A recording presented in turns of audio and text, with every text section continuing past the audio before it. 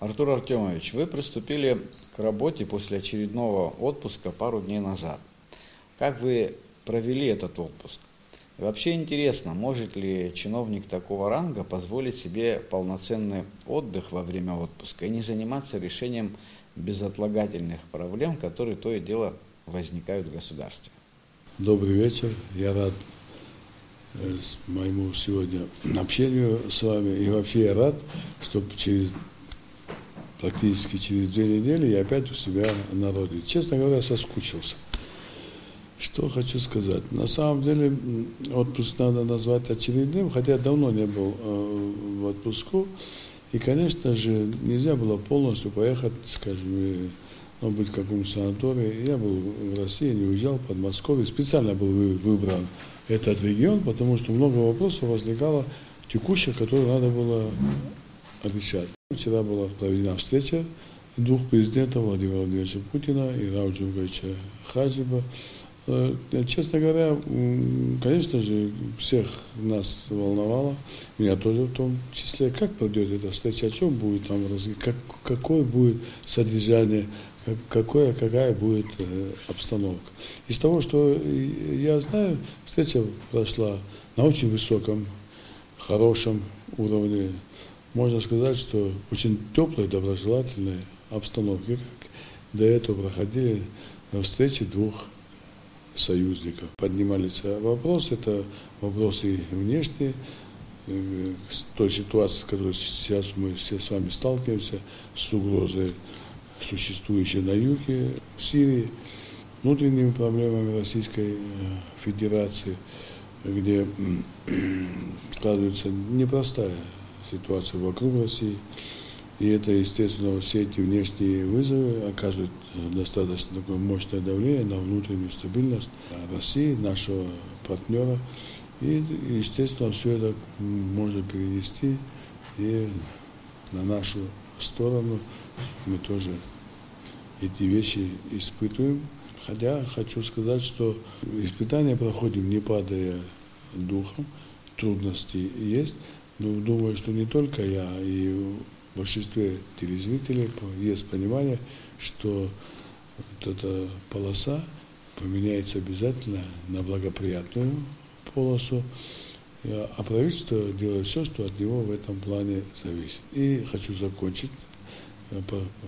Вчерашняя встреча наших президентов дает для этого большой оптимизм. Кроме того, во время отпуска вы занимались и проблемой энергообеспечения Абхазии. На самом деле я занимался не только проблемой энергообеспечения Абхазии, но и другими вопросами. Я коротко расскажу в соответствии с нашими договоренностями. Это по инвестиционному, инвестиционных денег, которые должны поступать в нашу страну.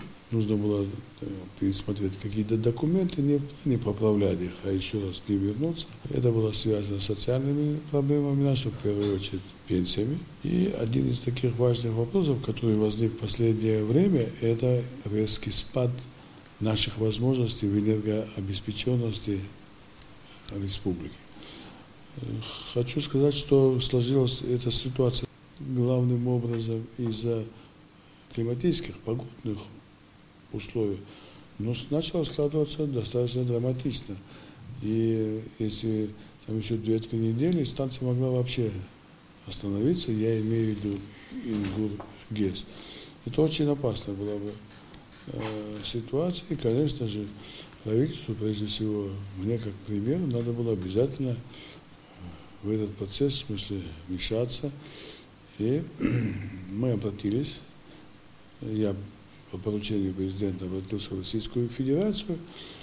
В итоге, в смысле, взаимодействия Российской Федерации вместе с грузинскими энергетиками, Министерством энергетики Грузии, вопрос решен. Вопрос решен положительно, и думаю, что вот тот пик, который мы должны были снять, а нам не хватало примерно в сети, по мощности, если считать, это 140 мегаватт. Этот вопрос решен с помощью России.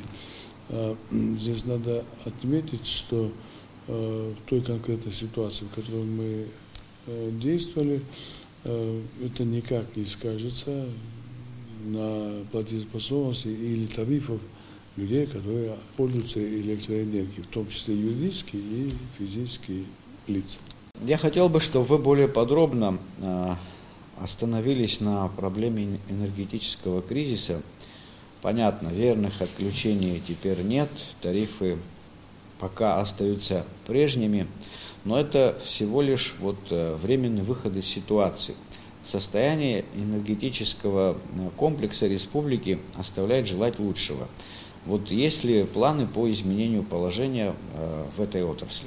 Да, вопрос, один из самых серьезных вопросов, это топливо-энергетический комплекс нашей страны. Топливо-энергетический комплекс – это базовая отрасль развития любого государства. И все эти годы у нас на самом деле электроэнергия, вырабатываемая ГУРГЭСом, нам хватало. Но все растет, все изменяется. Потребление электроэнергии у нас с каждым годом растет. Мне не хочется вам перечислять цифры, не давать лишнюю информацию, но на сегодняшний день мы на пике. В смысле тех возможностей, которые мы имеем. И если мы говорим о том, что нам надо дальше развиваться, обеспечить развитие нашего государства, обеспечить будущее наших детей, то даже не сегодня, надо было вчера позаботиться о топливо-энергетическом комплексе. Но что такое топливо-энергетический комплекс? Для нас топливо-энергетический комплекс – это только гидроэлектростанции. На самом деле мы с вами помним Советский Союз, мы помним Абхазию, когда у нас были тепловые электростанции.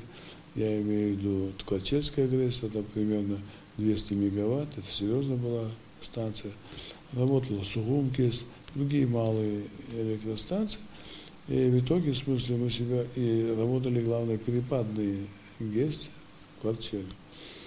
Но если широко сказать, или в широком понимании, топливо-энергетический комплекс – это не только гидроэлектростанции, они самые разнообразные, да? Они бывают на твердом топливе, у нас тоже какое-то время было на угле, потом они бывали на мазуте, бывает на газе, в конце концов атомные электростанции, в зависимости от их мощности, они тоже делятся, да, малые гидроэлектростанции, там большие электростанции вообще. А сейчас еще появились достаточно много новых нетрадиционных видов, где можно извлекать тепло и получать энергию, в том числе электроэнергию. Это ветряная электроэнергия, солнечная. Но сейчас делают уже биотопливо, из биотоплива делают. Сланцевые, говорят, уже появились. Первое всего, что я хотел сказать, все остальные, про которые я говорил, там, новые, они пока дорого на самом деле стоят, хотя имеют будущее. Но и по программе, да, что нас это могло ожидать, правительство мы это все предполагали и предусмотрели в инвестиционном плане развития Республики Абхазия на этот год определенные средства, которые предусматривают разработку мероприятий по тому, как мы должны двигаться. То есть план какой-то нужен, или, как сейчас модно говорят, выработать пошаговые действия и так далее. Неважно, как это называется, но мы пришли к этому, потому что дальше развиваться мы не можем, если не будет общего понимания, общего движения. Что, на мой взгляд, в этой связи, в первую очередь, какие у нас проблемы, да? У нас еще есть некие возможности, или запасы, если можем сказать, если мы поменяем систему, всю нашу систему ЛЕПов и того, чтобы, условно говоря, всю логистику доставки электроэнергии от генерирующих станций до потребителя. Потому что у нас там они устарели, и у нас там почти 40% потерь. Но все 40 потери все равно там как бы нельзя, чтобы она полностью работала, это не перпут как говорится. Там будут какие-то потери, но не 40%.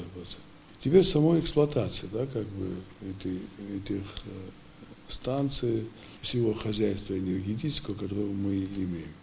К сожалению, у нас очень большое количество людей, которые не платят за предоставленную услугу, плату за электроэнергию.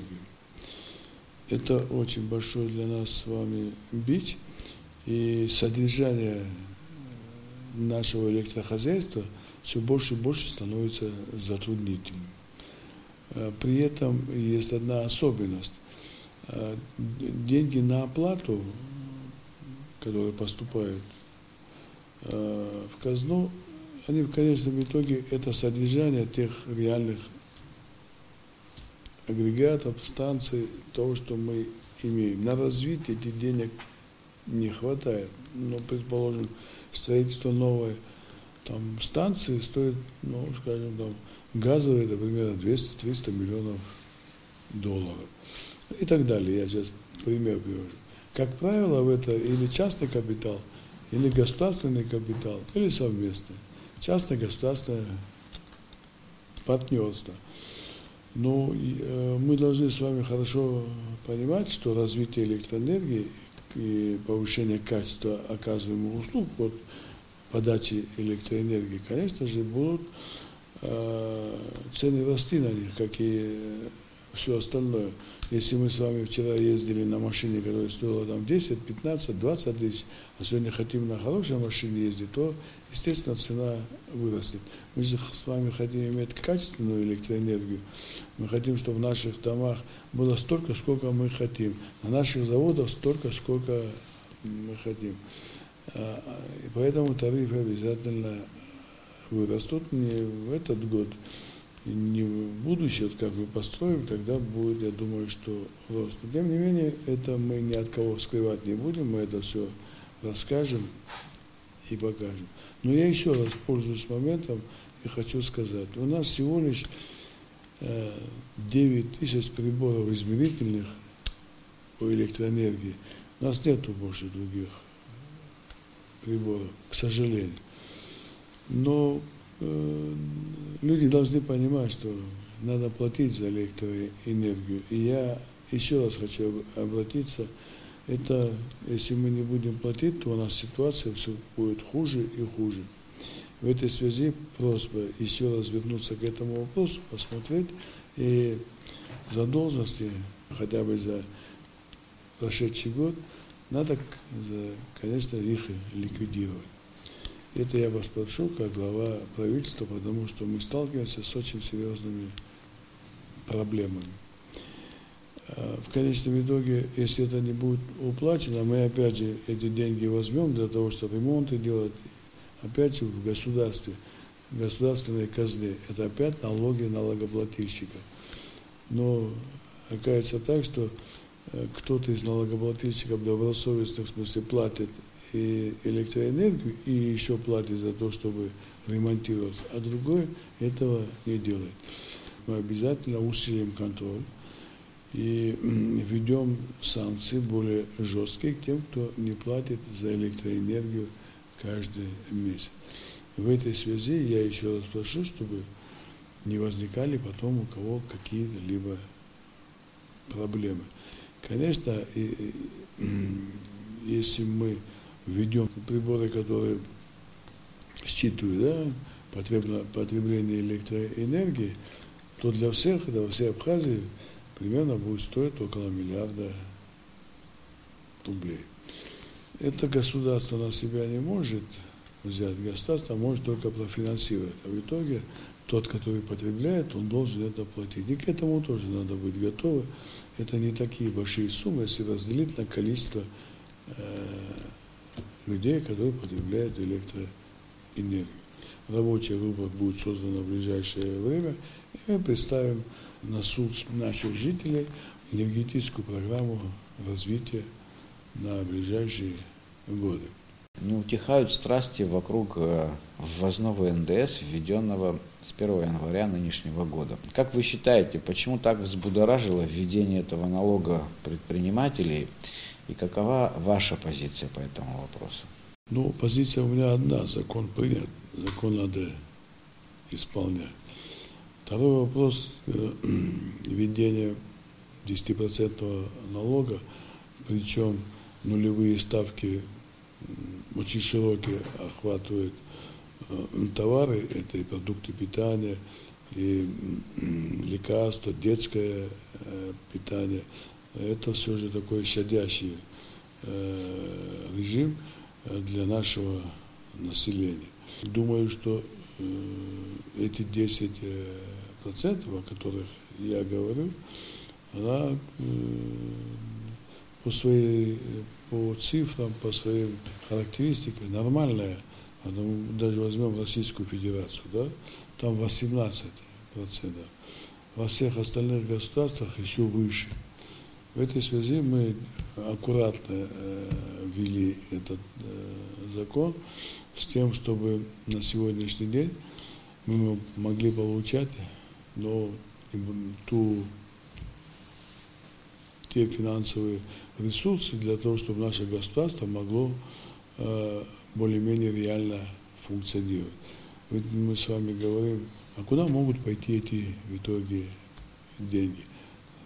Они деньги пойдут в образование, здравоохранение, безопасность, в том числе внутреннюю, внешнюю. Скажите, а государство как может существовать? И второй важный для нас вопрос. Мы хотим, чтобы мы в итоге выстроили такую модель, в которой, в смысле, мы сами себя могли бы содержать. Мы с большим уважением относимся к нашим партнерам Российской Федерации. Тем не менее, если это сказать просто, я считаю, что мы не должны быть ничьей финансовой обузой. В прошлом году была увеличена вывозная пошлина на орех. В связи с этим ожидалось увеличение поступления в бюджет. Вот оправдались ли эти ожидания? Частично. На самом деле те суммы, которые мы ожидали, не получили. С этим надо разбираться, и мы обязательно разберемся, потому что ореховый сезон не совсем закончен. Он как закончен, мы более подробно об этом доложим. Орех все же, если орех ушел, как говорится, и ушел нелегально, то это стыдно всем, и не только правительству. И в этой связи, конечно же, виновные, кто как следует не отслеживал продвижение ореха, должны понести наказание. Мы это поощрять не будем, и хочу сказать, что подойдем к этому достаточно строго. Выставлен на продажу один из крупных санаторно-курортных объектов. Я сейчас имею в виду дом отдыха Псоу. Продается он за 60 миллионов рублей. Считаете ли вы, что объявленная цена соизмерима с таким крупным объектом? Ну, там не столько сам объект, сколько, в смысле, территория там не маленькая. Это первое. Второе. Оценку дали, когда доллар был немножко меньше, чем 60, то сам процесс затянулся. Это первое. Второе, это начальное. Сколько она будет продана, я не знаю. Но главное, что мы в этой связи, что сделал кабинет министров, он подписал с теми, кто хочет купить, с той компанией, которая хочет купить, инвестиционный договор еще на 1 миллиард долларов, который он должен исполнить на своей территории. Мы посчитали, что такой подход верный. Если мы будем долго ждать, когда у нас что-то будет продаваться, а потом ничего там не делаться, то лучше не за большую цену продать, но чтобы она приносила пользу. То есть мы вот здесь продали за 2 миллиона долларов гостиницу Абхазии. Она как была, так и стоит.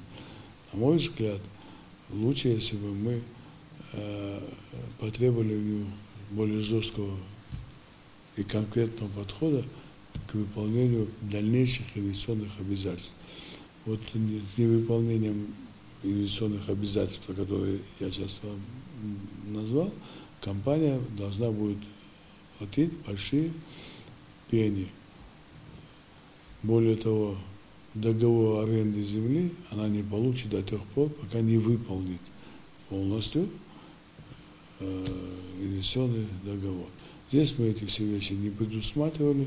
Мне кажется, что это одна из причин, что у нас достаточно много активов, которые сегодня стоят, приобретены, являются или взяты в аренду, или выкуплены частной собственностью, вместе с тем стоят и ничего не дают. Неработающие активы, они вообще плохо не только на ландшафт играют, но и на настроение людей, когда смотришь в зияющие окна, если домов, предприятий и что-нибудь еще. И думаю, что та политика, которую сегодня проводит наше правительство, она оправдана. Оправдана еще тем, что никто никого не подозревает, что кто-то там, в смысле, нелегально что-то заработал. Мы не делаем это. И я уже однажды говорил, я не брал, не беру и взятки брать не буду. Так и мои коллеги. Артур Артемович, как известно, средства, предусмотренные комплексным планом содействия социально-экономическому развитию Абхазии, в 2015 году поступили лишь частично. Какова будет ситуация в этом плане в этом году? Есть ли уверенность, что деньги поступят вовремя и удастся реализовать проекты, предусмотренные этим комплексным планом? Вот эти деньги прошлогодние и нынешнего года, я не буду сейчас их делить, чтобы не загружать людей цифрами, составляют 4,7 миллиарда рублей. Это вот один из вопросов, которым я занимался в Москве, чтобы эти деньги обязательно были оставлены в комплексном плане. Ну, что входит в него, да? Я так несколько слов скажу. Это очистные сооружения, дороги. Ну, скажем, самое крупное это Сухум, практически до Гала, это с освещением. Это в городе Сухуми ремонт многих дорог, коммуникаций, домов, где вот вода стоит, там еще социальные больницы у нас есть, там школы запланированы. Вот я вам назвал примерную сумму. Есть одна особенность. На самом деле все эти объекты, то, что будет общестроительными, я подчеркиваю, общестроительными, обязательно будут конкурсы. То есть мы будем проводить конкурс. И выиграет тот, который, в смысле, предложит лучшие условия. Мы уже эти конкурсы такие несколько провели. Думаю, что мы на верном пути. То, что мы делаем, это не раздражает людей. И видя, что мы открыты в этом плане, и кто по-настоящему имеет на это право, тот и получает подряд. Второй вопрос, что там будут специализированные работы, ну, предположим, там по ремонту электросетей там, и так далее. Там тоже мы будем проводить конкурс. Но если мы даже будем приглашать из-за пределов республики, такая возможность теоретически может сложиться, потому что объем большой, который мы должны освоить. Есть еще одна особенность. Если мы эти деньги не освоим, то их никто на будущий год нам их не перенесет. Но при этом обязательным условием, если российская компания, это будет, чтобы она здесь зарегистрировала, чтобы все субподрядные работы давала нашим предприятиям и брала как бы максимально себе на работу людей, которые здесь живут. И другого я не могу по этому поводу сейчас сказать, потому что не вижу больше выхода из этой ситуации. Почему я так говорю? Потому что я вижу, что, имею определенный опыт, да, мы сейчас уже февраль месяц заканчивается, мы начали делать, но маховик еще не раскручен до конца, и это не потому, что там еще кто-то не хочет или плохо подошел, это еще и погодные условия, нельзя, скажем, асфальт класть, проводить, скажем, когда идет там большие дожди и дороги там делать. И все остальное также. Просто все должно иметь свое время. Даже отремонтированный дом, скажем, положили там штукатурку, она должна вначале высохнуть, а потом дальше проводить какие-то работы. Это технологический процесс, который должен иметь свои сроки. Возможно, мы к этому тоже приступим. Мы скажем это публично, открыто, и скажем, вот такая у нас ситуация. А кроме этого, в смысле, социальные вопросы, в том числе, скажем, пенсионные, мы ждем подписанные документы, немножко задержим наша сторона. Это кто получает абхазскую пенсию, что все, что мы обещали в 2015 году, будет выплачено, в смысле, всем пенсионерам разово. Но это тоже достаточно хорошая будет помощь, в смысле, людям, которые не такие большие пенсии получают. А вот для граждан, проживающих здесь, российских граждан, для них тоже уже начали там оплачивать. Частично по всем стали платить. Я хочу сказать, что мы достаточно серьезные проблемы испытывали и продолжаем испытывать. Тем не менее, успешность нашей работы определяется тем, что я не хочу приводить примеры, но во многих странах заработная плата постсоветского государства, заработная плата идет с большими задержками. Мы ни в прошлом году, ни в этом заработную плату не задержали и не задерживаем. Возможно, из-за падения рубля она, в смысле, естественно, уменьшилась. На это повлиять правительство не может. Правительство только может регулярно пытаться повышать саму заработную плату. И вот эти мероприятия у нас предусмотрены. Повышение заработной платы тоже. Мы в прошлом году то, что были обязаны повысить, а эти деньги должны были поступать из договора из России, они не получили, но мы взятые обязательства прошлого года выполнили. И в этом году то же самое будем делать. Хочу вам добавить, что мы на самом деле готовы выплачивать тело кредита по железной дороге. Для нас это тяжелая ноша. Тем не менее, мы считаем, что мы обязаны выполнять взятые обязательства нашим государством. Мало что кто был там в то время руководителем. Нет их сегодня, но это наша обязанность. С чем мы сталкиваемся, с какими проблемами. Что мне больше, не нравится, недобросовестностью многих, кто пытается это переложить на плечи руководства страны, руководителей предприятий и организаций за то, что они не могут нести ответственность. К примеру, есть предприятия, где они выполнили работы, им не было заплачено, они не все налоги погасили. Из чего они должны были гасить, если их нет? Мы здесь тоже таким предприятиям помогаем, и мы делаем взаимозачеты, хотя тяжело, ведь где-то никто не уменьшал выплаты пенсионные, все остальные.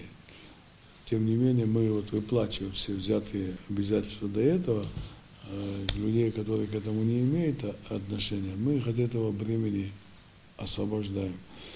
На сегодняшний день примерно на 100 миллионов сократили те задолженности, по которым мы говорили как о 800 миллионах, помните, в прошлом году, которые не были заплачены.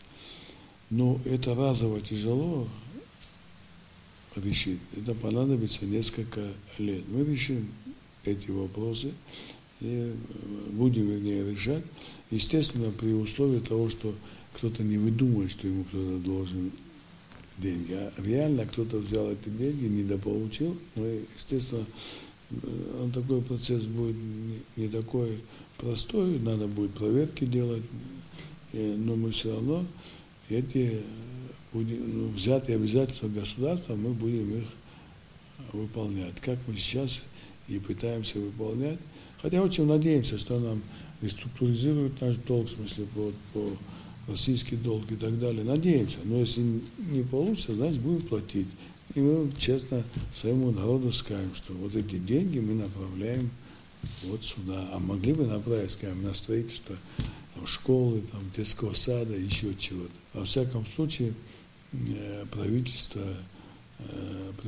правительство должно подавать пример честного служения своему народу, своему государству, и взять их обязательств. Это одно из важнейших черт любого государства. Тогда в это государство больше будут верить, больше доверять и больше будет инвестиций. Я хочу вам сказать одну вещь. В этом году у нас февраль, с начала года мы идем с опережением получения налогов в бюджет, и то, что должны, всех видов налогов, в том числе таможенных, платежей. И это дает нам основание, что мы выйдем на те необходимые рубежи, но будет очень сложно. Очень большое сопротивление, в смысле разных. И есть еще такая категория людей, которым вообще не нравится, если есть какие-то позитивные сдвиги в нашей стране. Не нравится, надеюсь, что они поймут, что это наша общая Родина, и позитив, он должен восприниматься всегда хорошо. Нужно критиковать, но не выдумывать того, чего нету, не распускать слухи, не оскорблять. Я думаю, что в конечном итоге нужно показывать пример не оскорбления. Нет такого, что прочитав что-нибудь в соцсети, особенно мы когда понимаем, что за этим не тот, который написал, а еще стоит, не занимаемся разоблачением, не занимаемся, в смысле, не ищем их. Конечно, неприятно это, очень неприятно слышать. Она расстраивает многих людей, моих коллег, многих расстраивает. Тем не менее, у нас есть государство, за которое мы все должны болеть, и мы уверены, что нас поймут через некоторое время люди то, что мы делаем. Думаю, крикунов будет меньше и меньше.